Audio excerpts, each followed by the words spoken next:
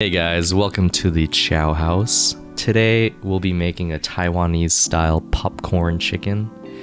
My family always loves it when I make it. It's crispy, salty, juicy, slightly sweet, and we just love living that fried chicken life. So let's get right into it. Also, please consider subscribing if you liked this video. It's free and you can unsubscribe at any time. Hope you guys enjoy the rest of the video. Alright, first of all, I have some bone-in, skin-on chicken thighs here, so I'm gonna have to debone them and trim off some of the excess skin and fat. I do recommend taking off most of the skin. It just fries better, the starches stick to the chicken better, and it comes out crispier at the end. If the skin is sticking onto the meat pretty good, then you can just go ahead and leave it on. It's not a big deal. Make sure to save those bones though, and just stick them in a plastic bag, throw them in the freezer. You can use them to make homemade chicken stock in the future. Just don't waste those bones. Now, once we got those chicken thighs all trimmed up and deboned, we can go ahead and cut them into bite-sized pieces, and then just throw them in a container. And now for the marinade. In with the chicken goes 3 cloves of minced garlic, about 1 teaspoon of grated ginger, and this ginger was frozen when I was grating it. It just makes it so much easier to grate. About 1 tablespoon of Chinese regular soy sauce. Maybe 1.5. About 1.5 tablespoons of Shaoxing wine. 2 teaspoons of sugar. About a tablespoon of hoisin sauce. Or you can use any other type of sweet soy sauce like ketchup mayonnaise or something like that. About a half teaspoon of 5 spice. A few dashes of white pepper. And that is it for the marinade mixture. Just go ahead and get in there with your hands and mix it in with the chicken. And you want to give it a minimum of about 3 hours of marinating time in the fridge, because the salt in the soy sauce will start to brine the chicken. The salt is going to help a lot with the moisture retention when you're cooking the chicken. Nobody's got time for dry chicken. Come on. And now for the seasoning that goes on the chicken after it's done frying goes 2 teaspoons of salt, 1 teaspoon of 5 spice,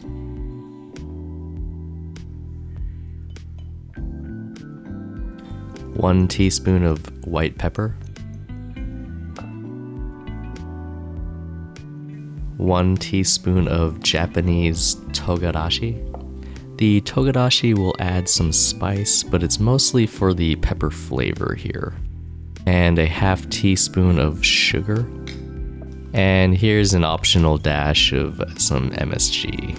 And if you actually do want to make it spicy, then add some cayenne pepper or chili powder. And that's it for the seasoning. Just mix it up and then set it aside until you're done frying that chicken.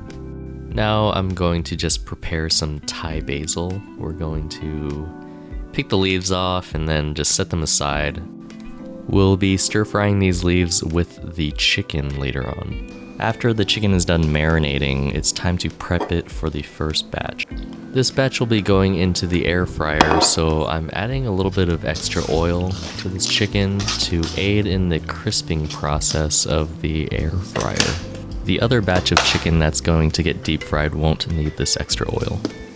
Now I'm gonna add some sweet potato starch to the chicken, and you just want to add enough so that all of the pieces are evenly coated.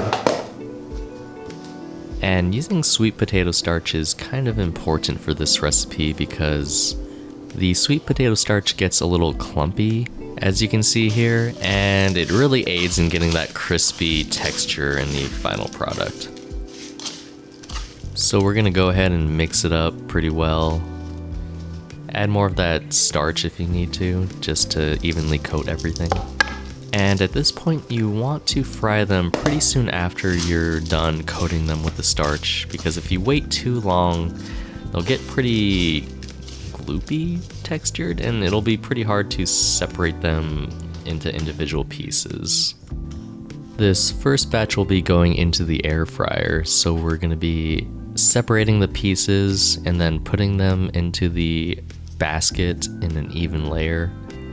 Set the temperature to 390 degrees Fahrenheit, and we're gonna shake the basket every 5 minutes or so just to get that even cooking. And we're gonna air fry it for a total of about 15 minutes. And the second batch of chicken will be deep fried using the double frying method.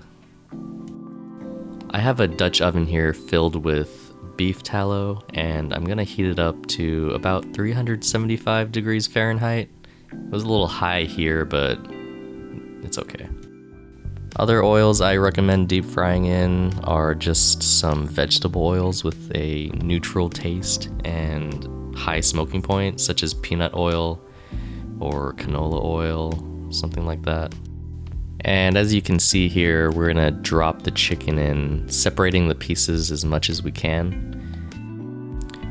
After you get all that chicken in there, make sure you give it a good stir so the chicken pieces aren't sticking together. The goal of the first fry is to pretty much just cook the chicken through about 75%, and that will take about 3 to 4 minutes. After 3 to 4 minutes of that first fry, we're going to take out the chicken, and you don't have to spend too much time draining that excess oil because it's going to go back in for a second fry later anyway.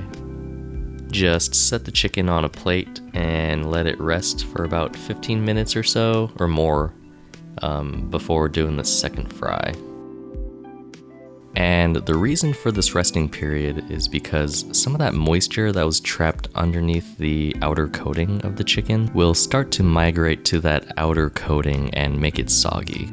And after that resting period, we'll just fry it again to drive off that extra moisture. And the outside will have a longer lasting crispy texture. No one's got time for soggy fried chicken, come on. And make sure to take out that extra starch that's floating around in the oil, because if you leave it in there for too long, it'll start to burn up and it'll degrade the quality of your oil. Alright guys, now it's time for that second fry.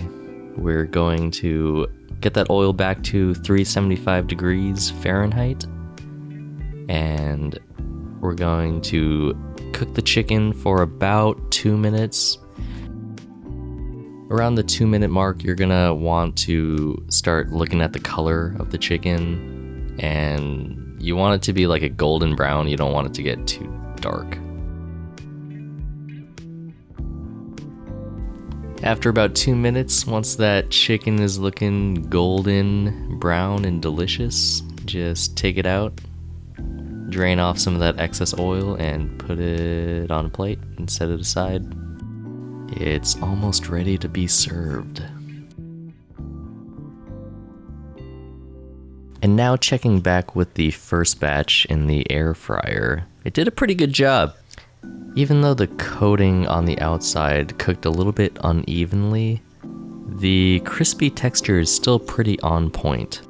The strong convection fan of the air fryer was able to remove the excess moisture from the coating while at the same time cooking the chicken all the way through, so it's actually pretty nice.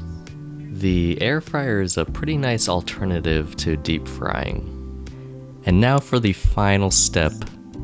we're gonna get some of that Thai basil that we picked earlier, and we're gonna take about a handful of that and we're gonna stir fry it with the finished chicken, and we're also gonna season it at the same time. So now I'm going to heat up a large pan over medium heat, in this case my beautiful wok right here.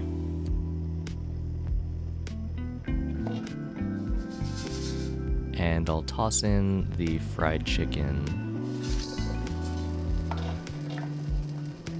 followed by some of the seasoning that we made earlier. Give it a nice toss. Throw in some of that Thai basil in there, and we're going to just stir it around until the basil begins to wilt a little bit. The basil will get soft and absorb some of that seasoning, and I think it really adds a nice licorice flavor to the dish, and it really complements that chicken pretty well. It also adds a nice color to the final dish. Don't forget to throw a piece of chicken on the floor with your fancy flipping skills. And at this point you want to give the chicken a quick taste to see if you want to add more of that seasoning or not. And finally, it's ready to be plated up and served.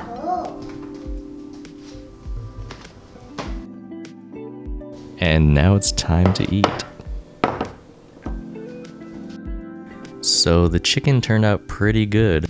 The double fried one turned out so crispy and still juicy on the inside, and deep frying it is always a pretty consistently good turnout with this chicken.